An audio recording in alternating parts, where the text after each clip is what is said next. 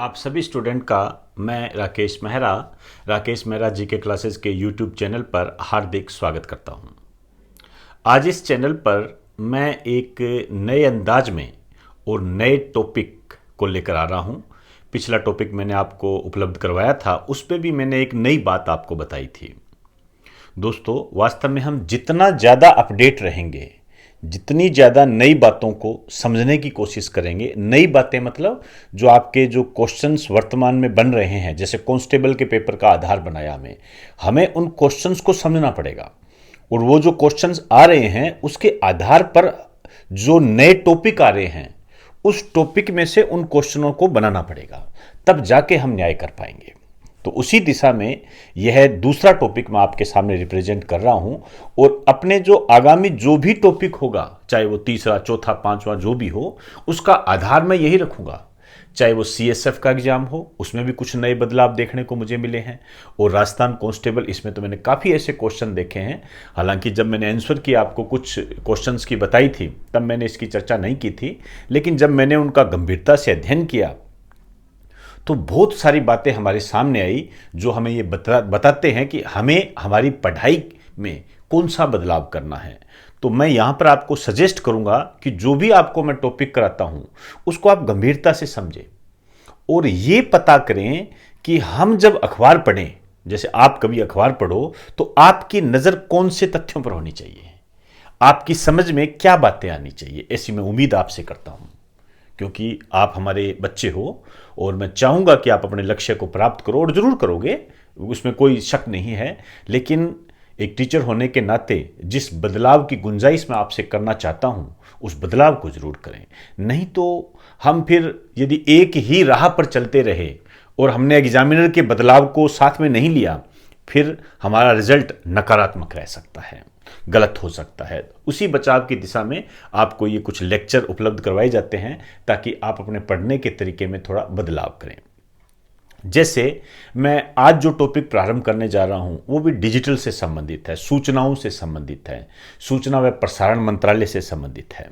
करते हैं बात उसकी। लेकिन यहां आपसे एक अपील जरूर करूंगा कि मेरे इस लेक्चर को आप शेयर करें, ज़्यादा से ज़्यादा लोगों को इस चैनल के बारे में बताएं, तभी हम इसको और ज़्यादा मोटिवेट होकर नए सिरे से या नए बदलाव के साथ कर सकते हैं। तो दोस्तों, डिस्क्रिप्शन में जो लिंक दिए गए हैं उन्हें भी आप अपलोड कर लें। टेलीग्राम और ऐप से संबंधित लिंक है। देखिए, न्यूज़ क्या है। न्यूज़ ये है कि ऑनलाइन पोर्टल और वेब सीरीज पर सरकार की नज़र रहेगी। अब देखिए, हमारे सामने एक न्यूज़ आ गई कि ऑनलाइन पोर्टल और वेब सीरीज पर सरकार की नजर रहेगी। क्या पहले नजर नहीं रहती थी? क्या इसके अलग अलग प्रोसेस है? जो ऐड आती है, विज्ञापन आते हैं, क्या उस पर कोई और नजर रखता है? क्या अखबारों पर कोई और नजर रखता है? फिल्मों पर नजर कौन रखता है? तो फिर इन पर नजर क्यों नहीं रखी जा रही? क्या कारण है? समाज में क्या बदलाव देखने को मिल रहे हैं? क्या हमें इन्हें रोकना चाहिए? क्या ये दूसरे जो फील्ड है उनको प्रभावित कर रहे हैं? इसी समझ को आधार बनाकर मैंने ये लेक्चर तैयार किया है। देखिए, साथ साथ लिखते रहना।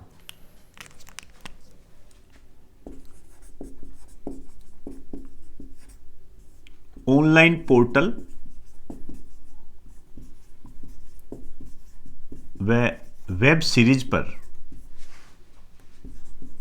सरकार की नजर।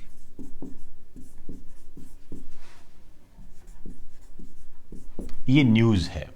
सरकार की नज़र रहेगी इन पर, मतलब सरकार इन्हें कंट्रोल करेगी। जहां सरकार शब्द आ गया, ध्यान रखना, वहां कोई ना कोई मंत्रालय आएगा। तो उस मंत्रालय की बात करने से पहले मैं थोड़ा सा ऑनलाइन पोर्टल और वेब सीरीज की बात करना चाहूंगा। सबसे पहले मैं बात करना चाहूंगा ऑनलाइन पोर्टल की। ये क्या होता है? देखिए, ये समाचार व सामयिक विषयों पर सामग्री उपलब्ध करवाते हैं। मतलब इनके माध्यम से जो न्यूज है या जो करंट टॉपिक है उन पर क्या होता है, सामग्री या मटेरियल उपलब्ध करवाया जाता है। जैसे मैं आपसे कहूं, मेरा जो YouTube चैनल है ये इस ऑनलाइन पोर्टल के तहत आता है। जैसे मैं आपको जो करंट इश्यू होता है उस पर आपको कुछ मटेरियल उपलब्ध करवाता हूं।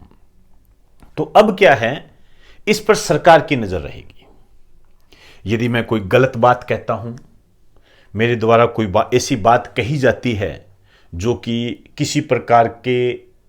किसी भी प्रकार से सरकार ये समाज को प्रभावित करें, गलत रूप में प्रभावित करें, तो फिर इस पर सरकार कार्रवाई कर सकती है। कहने का मतलब इसका ये है, जो करंट इश्यू है उस पर हम जब बात करते हैं तो अब हमें बहुत सावधानी पूर्वक बात करनी पड़ेगी, कहीं हमारी बात संविधान के दायरे में ना आ जाए, और कानून के दायरे में यदि आ जाए तो फिर नुकसान भुगतना पड़ेगा।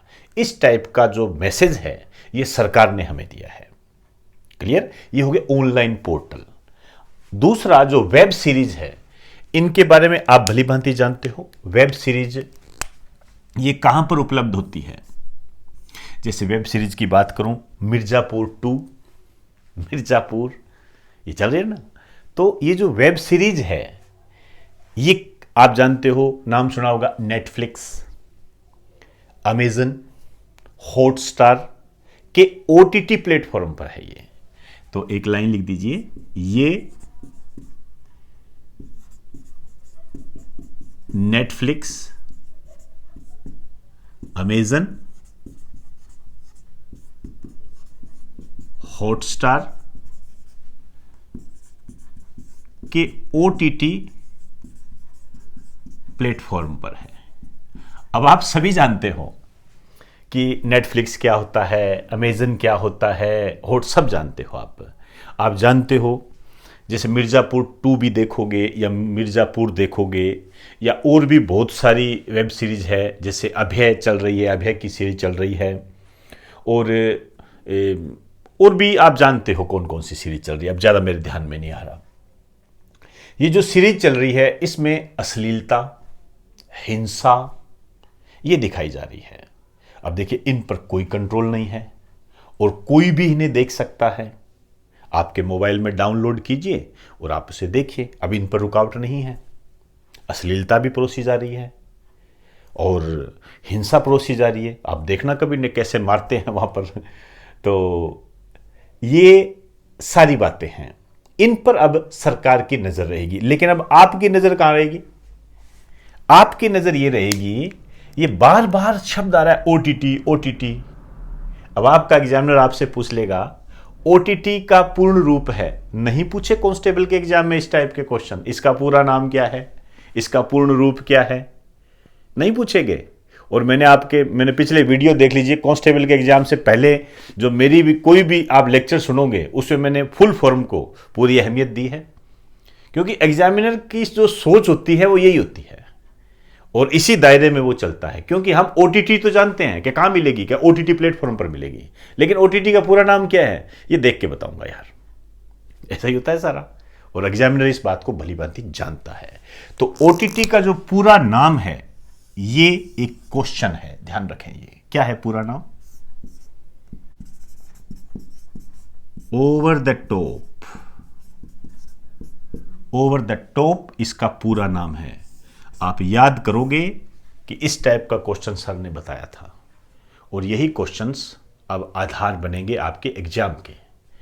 इस टाइप की झलकियां आपको आने वाले एग्जाम में जरूर मिलेगी, ये ध्यान रखेंगे। मैं जैसे बता रहा हूं वैसे करते जाइए, अन्य फालतू का भटकाव करने की आवश्यकता नहीं है, और करते हो तो उसके जिम्मेदार आप स्वयं हो।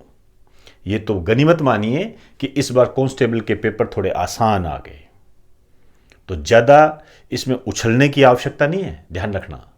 अभी आगे जो एग्ज़ाम आएंगे तो ये आसान वाला क्राइटेरिया लेके मत चलना, मैंने पहले ही बता दिया है आपको। बाद में कहीं ऐसा न हो कि सोशल मीडिया के चक्कर में इतने फंस गए कि फिर जिस तरीके से कांस्टेबल के पेपर में अभी तुम बोल रहे हो कि मेरे 42 नंबर आ रहे हैं सर, मैं क्या करूं, मेरे 40 नंबर आ रहे हैं सर, मैं क्या करूं, वैसी स्थिति ना बने। आप जब पटवारी का पेपर दो तो आपके दिमाग में ये बात आनी चाहिए कि मेरा सिलेक्शन तो हो गया, मेरी एक सीट पक्की। ये तभी होती है जब हम जो भटकाव में घूम रहे हैं उसको छोड़ेंगे। ये जो भी आपको जिस तरीके से, मेरे पास कई बच्चों के फ़ोन आए हैं, कई बच्चों के मैसेज आए हैं, उनसे मेरी बात हुई है। ये जो 300, 400, 999 के जो कोर्स ले लेके बैठे हैं, उनसे बात जब आप करोगे और कांस्टेबल के पेपर से जब आप तुलना करोगे तब आपको आघात लगेगा। हालांकि इस बार कांस्टेबल के पेपर जो आसान आए हैं उसमें ऐसा कोई बड़ा दिग्गज नहीं है, ऐसी कोई भावना दिखी नहीं कि किसी के क्वेश्चन ना आए हो। लेकिन जो आगामी एग्जाम होंगे यदि वो टफ आ गया तो आपको ये पूरी हिस्ट्री बता देंगे, पूरी हिस्ट्री ज्योग्राफी आपकी वहीं पर सेट कर देंगे ये, और तब आपको सिवाय पछतावे के शायद कुछ ना मिले। तो अपने आप को समझिए और अपने आप को बहुत ही सही दिशा में लेके चलिए। नहीं तो मेरे लिए तो आप स्वतंत्र हो, जो मर्जी है आप कीजिए। आपको वैसे भी आर्टिकल 19 के तहत स्वतंत्रता का अधिकार दिया गया है तो उसका भी आप पालन कर सकते हो। लेकिन एक टीचर होने के नाते जो मेरा एक्सपीरियंस है, जो मेरा अनुभव है, जितना मैं सोशल मीडिया को जानता हूं, वो बात स्पष्ट रूप से कहनी आवश्यक बहुत होती है। हालांकि इससे मेरे कई आलोचक भी होते हैं, विरोधी भी होते हैं, और होने भी चाहिए, उनका भी स्वागत है। लेकिन एक सही और सटीक बात कहना एक टीचर का परम कर्तव्य है, और मैं अपनी ड्यूटी पूरी कर रहा हूं। उसी ड्यूटी के तहत मैंने ये बात कही है। आप चाहो तो आर्टिकल 19 का इस्तेमाल करते हुए आप अपने स्वतंत्रता के अधिकार का पालन कर सकते हो। क्लियर? आइए, तो ओवर द टॉप ध्यान रखें। अब देखिए, वेबसाइट पर सरकार की नजर रहेगी, मतलब सरकार इसको कंट्रोल करेगी। अब सरकार करेगी, मैंने पहले ही कह दिया, मंत्रालय आएगा। तो कौन इस पर नजर रखेगा? संबंधित मंत्रालय।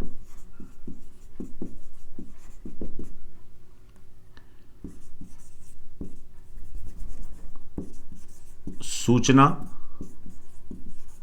व प्रसारण मंत्रालय। अब थोड़ा सा आप इंग्लिश पर ध्यान दें। Ministry of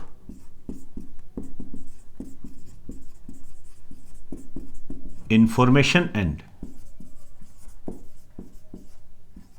broadcasting. अब यहां पर आपसे जो क्वेश्चन बनेगा वो ये बनेगा, आपसे ये पूछा जाएगा, वर्तमान में जो वेब सीरीज चल रही है उस पर नियंत्रण रखने का काम कौन करता है? आपके ऑप्शन में डाल देंगे भारतीय प्रेस परिषद, आपके ऑप्शन में डाल देंगे सेंसर बोर्ड, आपके ऑप्शन में डाल देंगे सूचना व प्रसारण मंत्रालय। बताइए कितना शानदार क्वेश्चन बन गया ये। तो वेब सीरीज हो गया, और ऑनलाइन पोर्टल है उस पर जो नजर रखने का काम करता है वो सूचना व प्रसारण मंत्रालय करता है। इसकी अधिसूचना जारी की जा चुकी है। अब आगे की बात हम करें तो इसके केंद्रीय मंत्री का नाम आपको पता होना चाहिए जो आज की डेट में है। इसके जो वर्तमान में जो कैबिनेट मंत्री है, केंद्रीय मंत्री है, ये है प्रकाश जावड़ेकर, आज की डेट तक। अब थोड़ा सा अब अपनों ने जो बदलाव करना है वो ये करना है, जो भी मंत्रालय है उनके सचिव का नाम पता होना चाहिए आपको।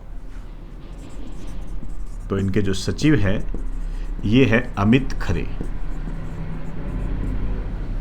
अमित खरे इनके सचिव है। हालांकि देखिए इनमें बदलाव होते रहते हैं, तो ये आप अपडेट जरूर रहें। आज की डेट तक मैंने बता दिया है। अब देखिए, वेब सीरीज और ऑनलाइन पोर्टल पर सरकार की नजर रहेगी, तो फिल्मों पर नजर कौन रखता है वो भी मैं आपको बताता हूं। देखिए,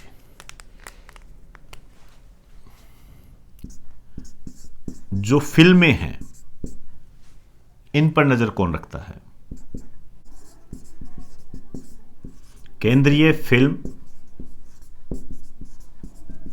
सेंसर बोर्ड। और जो न्यूज चैनल है, न्यूज चैनल कौन से? जैसे रिपब्लिक टीवी, अपनों ने इससे पहले की टॉपिक में बात की थी, अर्णव गोस्वामी वाला। न्यूज चैनल पर कौन रखता है? News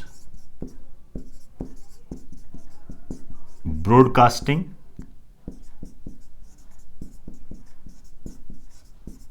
association.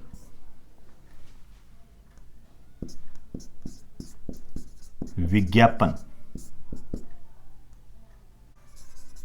भारतीय विज्ञापन मानक परिषद, स्टैंडर्ड काउंसिल बोलते हैं इसको। इसको थोड़ा सा ब्रॉडकास्टर्स है, ये ब्रॉडकास्टर्स है। क्लियर?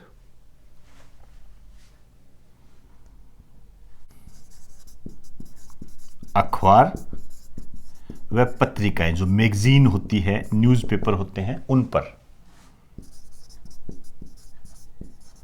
भारतीय प्रेस परिषद।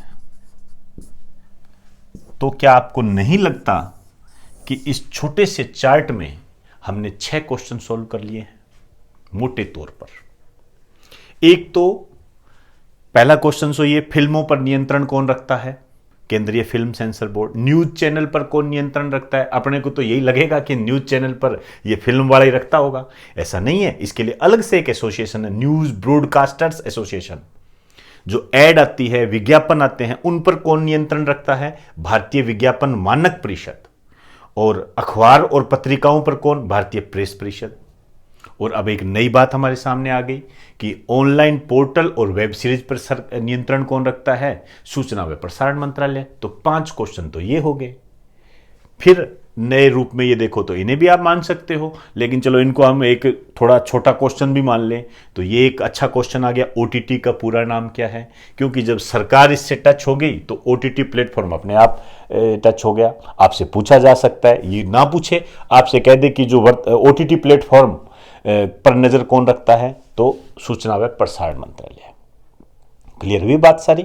तो अपने पढ़ने के तरीके में बेटे थोड़ा सा बदलाव कर दीजिए, ठीक है? और आगे आप बिल्कुल टेंशन ना रखें, मेरा पूरा प्रयास रहेगा कि आपके लक्ष्य प्राप्ति में हमारा थोड़ा सा भी यदि योगदान होता है तो हम अपने आप को, आप ये कह सकते हो कि अहो भाग्य हमारा कि हमने ये काम किया, इस काम में हम आपके सहयोगी रहे थोड़ा।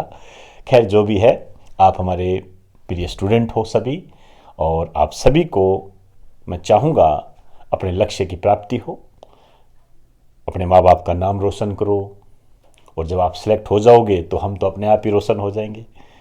खैर जो भी है, आप एक बार राइट डाउन कीजिए।